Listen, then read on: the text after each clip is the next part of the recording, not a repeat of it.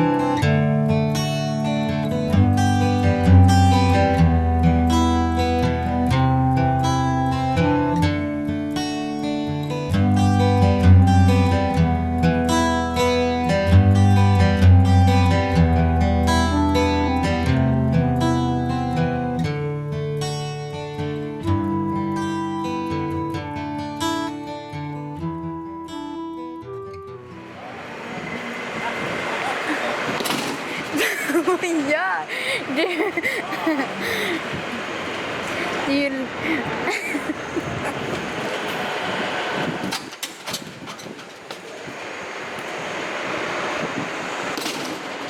Ta det lugnt.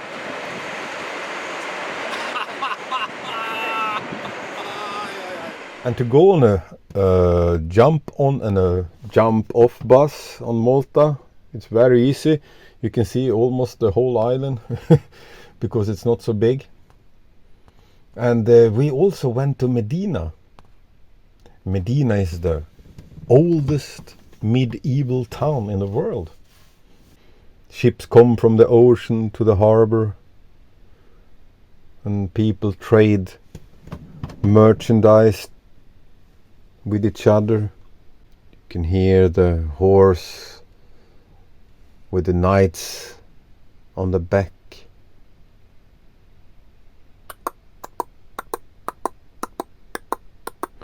You hear the steps from soldiers coming in here. Oh, it's just amazing. And this is March, so it was not so many tourists. I can imagine how many tourists come here in the high season. The history of Mdina traces back more than 4,000 years. According to tradition, it was here that in 60 AD that the apostle St. Paul is said to have lived after being shipwrecked on the island of Malta. Furthermore, it is said that St. Paul resided inside the grotto known as Fuori le mura, and it also can say outside the city walls. Now known as St. Paul's Grotto in Rabat, lamp lit by night and referred to as the Silent City. Mdina is fascinating to visit for its timeless atmosphere as well as its culture and religious treasures. Mdina has had different names and titles depending on its rulers, but its medieval name describes it best, Città Notabile, and that means the noble city. It was home then as now to Malta's noble families. Some are descendants of the Norman, Sicilian and Spanish overlords who made Mdina their home from the 12th century onwards. Impressive palaces line its narrow, shady streets. Mdina is one of Europe's finest examples of an ancient walled city and extraordinary in its mix of medieval and Baroque architecture. Like nearby Mdina, Rabat played a major role in Malta's past and its prime source of its culture heritage. This large provincial township was part of the Roman city of Melita, with the sites and archaeological relics found testifying to the town's importance during the Roman period.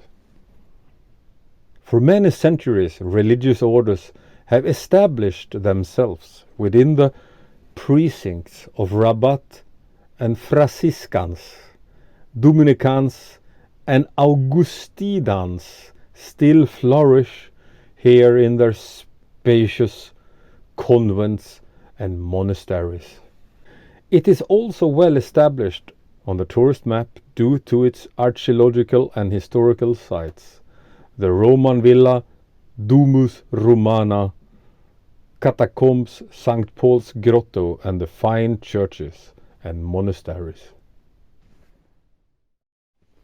Malta was a very big surprise for me. But it's a really lovely place, so big historical place, so many old monuments and buildings. And Malta is so sensitive of the ocean. It's so small island and it's a big ocean around it. You can see so many waves hit this island of Malta. You can imagine if the water is going to rise in the world. Malta is going to have big problem, I think. But we hope it don't have to be like that. But it was very windy. Very windy.